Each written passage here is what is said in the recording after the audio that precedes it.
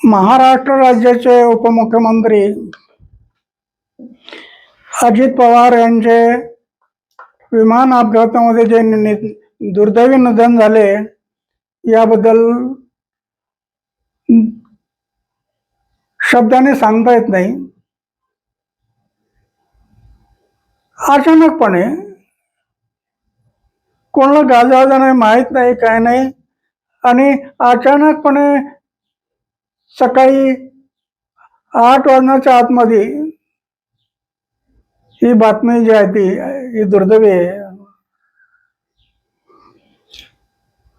दुर्दैव आहे. जनसंख्या ही समुद्राला आल्या भरतीसारखी वाढत चालली आहे, पण त्यातली अजित पवारांसारखी माणसं जी हरवत चालली आहे ही या देशाची, समाजाची फार मोठी हानी आहे, असं माझं मत आहे. या प्रसंगी मी अधिक काही बोलणार नाही. ही दुर्दैवी घटना असल्यामुळे एवढंच म्हणू शकेल की ईश्वराने त्यांच्या आत्म्याला चिरशांती लाभावी